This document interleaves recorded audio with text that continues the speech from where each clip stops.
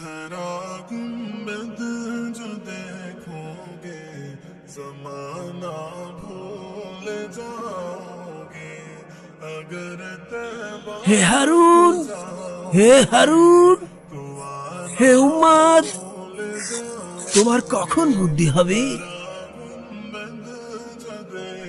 পাগল আমি নাকি তুমি? হ্যাঁ, আমি তো নিজেকে বুদ্ধিমান বলে মনে করি।